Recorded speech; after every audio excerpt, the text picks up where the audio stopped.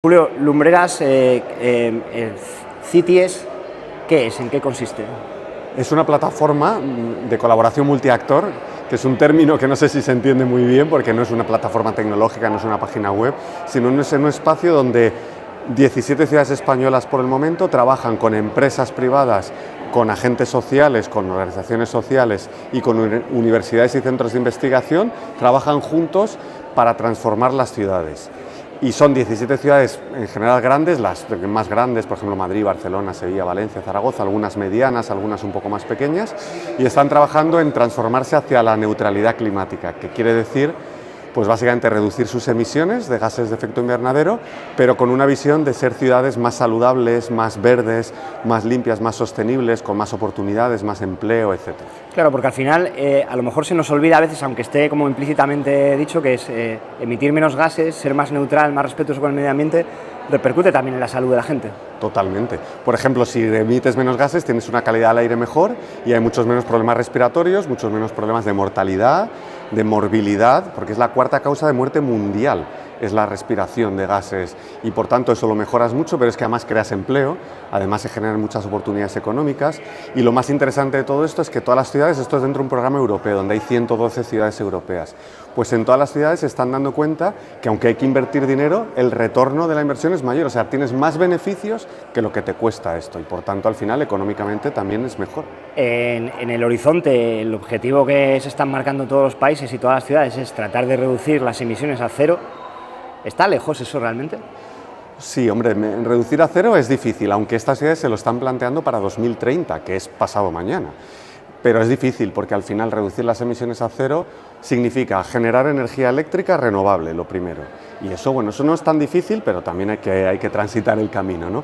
Pero luego significa descarbonizar el transporte, que al final quiere decir pues o electrificar o meter hidrógeno de forma masiva en el transporte, y luego también en la edificación, en los edificios. Entonces, que nuestras calefacciones dejen de ser de gas natural y pasen a ser o eléctricas o de hidrógeno, que al final rehabilitemos nuestros edificios en ese sentido, y al final pues eso es muchísima...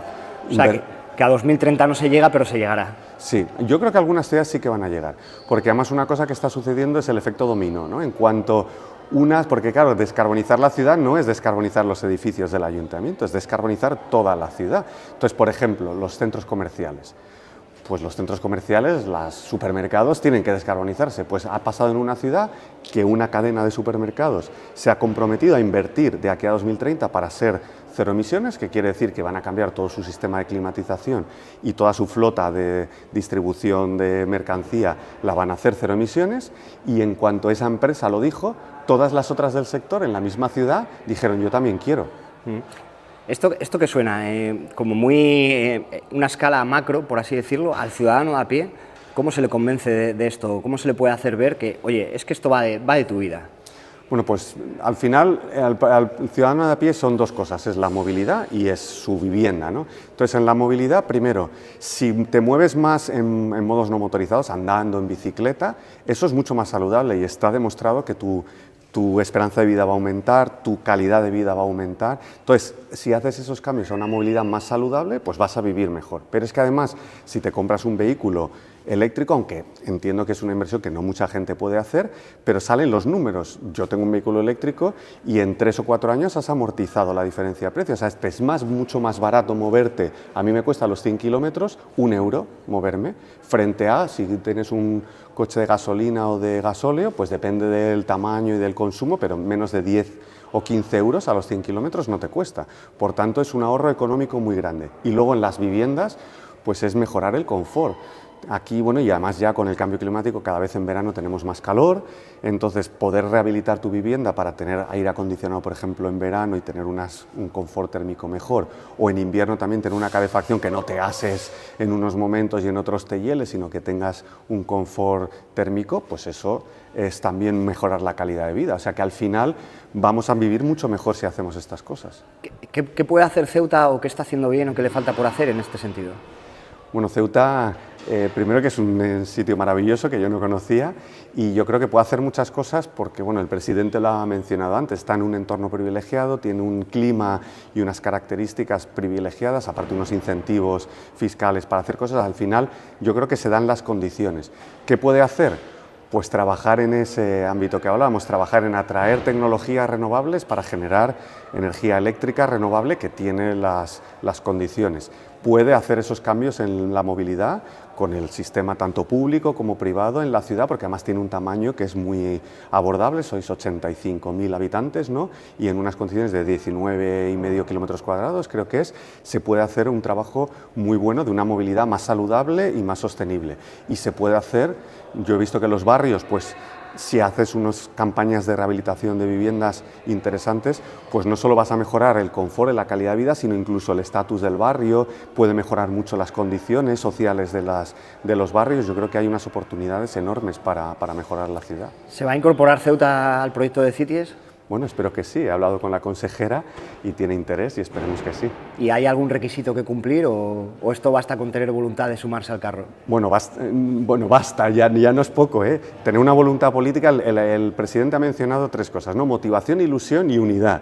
Pues si tienes esas 3 cosas, la ciudad puede hacerlo, porque es motivación e ilusión que quiera realmente avanzar hacia esa neutralidad climática, que no es fácil, como hemos dicho antes, pero si quiere avanzar y tiene un compromiso político y el presidente alcalde se compromete políticamente a hacerlo y además con un consenso entre los partidos políticos, que no sea solo él, pues eso es uno de los requisitos, y luego trabajar en una hoja de ruta para descarbonizarse, que es decir, venga, ¿y qué tengo que hacer? ¿Cuánto va a costar? ¿Y cómo podemos atraer una inversión para hacer eso?